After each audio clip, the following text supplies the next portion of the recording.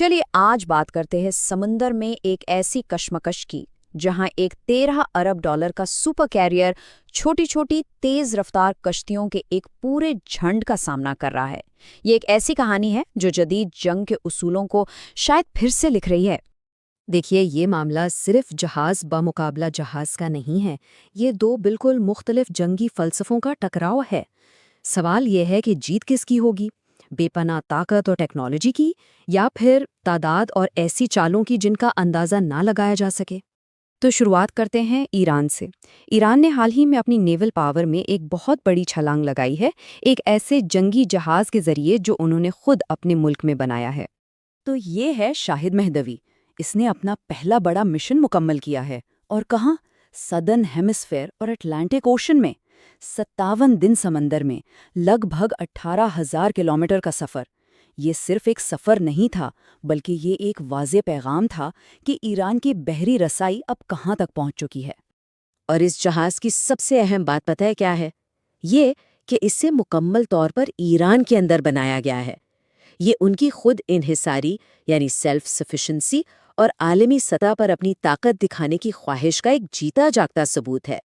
सोचिए, ये सिर्फ एक जहाज नहीं, बल्कि समंदर में तैरता हुआ एक पूरा मिलिट्री बेस है। इस पर जंगी ड्रोन्स हैं, हेलीकॉप्टर्स हैं, ऐसी कश्तियां हैं जो तेजी से हमला कर सकती हैं। और तो और 1000 किलोमीटर तक मार करने वाले क्रूज मिसाइल भी हैं। ये वाकई एक बहुत वर्सेटाइल और खतरनाक असासा है। अच्छा, तो अब तस्वीर का दूसरा रुख देखते हैं। अमेरिका का जवाब है यूएसएस जेराल्ड आर फोर्ड, तारीख का सबसे एडवांस्ड और सबसे महंगा जंगी जहाज। 13 अरब डॉलर्स यह कीमत है इस जंगी जहाज की। इसे आप समंदर में तैरता हुआ एक शहर समझ लें, जिसमें 4600 से ज्यादा लोग रहते हैं। लेकिन इस 13 अरब डॉलर के अजूबे की एक ऐसी कमजोरी सामने आई है जिसका किसी ने सोचा भी नहीं था। इसका सबसे बड़ा चैलेंज दुश्मन के मिसाइल नहीं, बल्कि उसके अपने टॉयलेट्स हैं। और ये कोई मामूली मसला नहीं है। जब जहाज पर 650 टॉयलेट्स बार बार बंद हो जाते हैं और हर एक फ्लश की कीमत $4 लाख आती है, तो जाहिर है इसका अमले के हौसले और जंगी तैयारी पर कितना बुरा असर पड़ता होगा। ये एक ऐसी कमजोरी है जिसका दुश्मन फायदा उठा सकता है। और यही चीज़ हमें ईरान की स्ट्रैटेजी के बिल्कुल मरकज़ में ले आती है। उनका मकसद अमेरिका से जहाज के मुकाबले में जहाज लड़ाना नहीं है, बल्कि लड़ाई के उसूल ही बदल देना है। इसे आसान लफ्ज़ों में समझते हैं। अगर आप एक हैवी वेट बॉक्सर से सीधा मुकाबला नहीं कर सकते, तो आप इसे रिंग में नहीं उतरते, बल्कि आप छोटे तेज़ हमलों से उसे थका देते हैं। उसकी अपनी ताकत को ही इसके खिलाफ इस्तेमाल करते हैं। तो यहाँ आप इन दोनों अप्रोचेस का फ़र्क साफ देख सकते हैं। एक तरफ है अमेरिका का भारी भरकम हथौड़ा, तो दूसरी तरफ है ईरान का, कह लें कि भड़ों का छत्ता।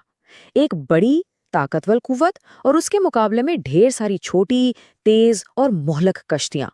जरा तसव्वुर कीजिए, 1500 से भी ज्यादा छोटी, तेज रफ्तार कश्तियां, और ये सब हर तरफ से एक ही टारगेट पर हमला कर रही हैं। दुनिया का सबसे एडवांस्ड डिफेंस सिस्टम भी इस किस्म के हमले के सामने मुश्किल में पड़ जाएगा। अब देखिए, ये जंग सिर्फ समुंदर में नहीं लड़ी जा रही, ये लफ्ज़ों और सियासी चालों से भी लड़ी जा रही है। और दिलचस्प बात यह है कि वॉशिंगटन से आने वाले पैगामात में भी तज़ाद नज़र आ रहा है। ऐसी रिपोर्ट्स सामने आना शुरू हो गईं कि पेंटागन के टॉप ऑफिशियल्स ने उस वक्त के सदर ट्रंप को खबरदार किया था कि ईरान के साथ जंग में अमेरिका का बड़ा जानी नुकसान हो सकता है। उसके जवाब में सदर ट्रंप ने इन रिपोर्ट्स को खुल्लम खुल्ला जोर देकर मुस्तरद कर दिया। उन्होंने कहा कि ये सब फेक न्यूज़ मीडिया का फैलाया हुआ पॉलिटिकल प्रोपेगेंडा है। इसी दौरान ईरान ने भी अपनी तरफ से एक वाज़ेह वार्निंग जारी की।